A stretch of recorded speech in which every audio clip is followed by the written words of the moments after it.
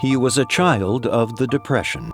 My dad had lost his job, but more than that, he had lost all his spirit. I was a kid who never had any great self-esteem because I think of what had happened to my dad. But given even the smallest opportunity, Dick Rosenberg gave his all. At his summer job in the Catskills, I moved from being a busboy waiter to being the head salad man. I would someday like to show you my radish roses. They're just magnificent. Now that's a mighty tall claim, but sure enough. So you take the knife and you cut from the top down. Let's see another CEO do that. After college in Boston, Dick made a life-changing decision. The insecure kid from a poor background joined the Navy, and suddenly... It didn't make any difference.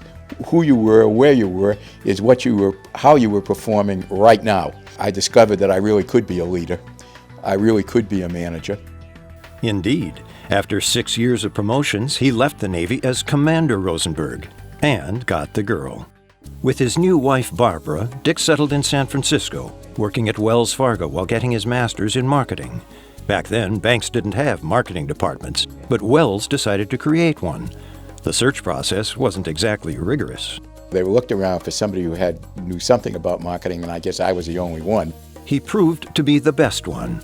Barbara Baker is a longtime friend and former corporate exec herself. Here comes this young guy, Dick Rosenberg, not even the head of marketing, and he has a bright idea to take the stagecoach and make that into Wells Fargo's logo. I mean, it was brilliant. Incredibly, in his 22 years at Wells Fargo, Dick also created scenic checks, the concept of packaging services, and master charge. By 1990, he was chair and CEO of Bank of America, took that struggling giant to annual profits of $1 billion, made one of the largest bank mergers of the time with Security Pacific, and gave his 94,000 employees the same shot the Navy gave him, to succeed on their merits. Your real job is to make the people who work for you successful. That's your only job.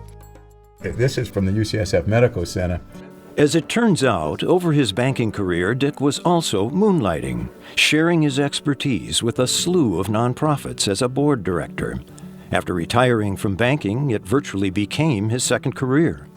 What got into him? The values that I have been brought up with, that you have a responsibility to give back to the community. Phyllis Cook is a philanthropic consultant who's seen Dick on boards. Yes, he knows the finances. Plus he has the imagination and the creativity and the vision to see where the needs need to be served, where the organization needs to go, and what maybe the problems are. Example, Barbara Baker recruited Dick to chair the UCSF Foundation Board. He brought in wonderful new directors. He added some very important committees to the board, and he also helped lead the fundraising. All of which had to help the new UCSF Medical Center progress from a dream to near completion. Is Dick excited? Oh, you know it. And I think we're all fortunate for the mark that Dick has made in the world. Meanwhile, Dick and Barbara together have made major gifts to 7 universities, 3 of them in the Bay Area, and to the San Francisco Symphony, the Jewish Home, Buck Institute, even that sailor guarding the Golden Gate Bridge. Dick and Barbara have made an enormous difference in this community. They have truly enriched it, and I am extremely grateful to them.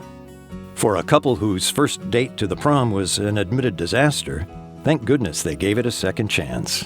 Needless to say, it clicked, and now 57 years later, we're still together. I'd say that's one of the best mergers you ever made. Yes, even better than Security Pacific. The motto of his Navy ship was actions, not words. It could sum up Dick Rosenberg's life. For a poor kid from Fall River, Massachusetts, it has been a very good life.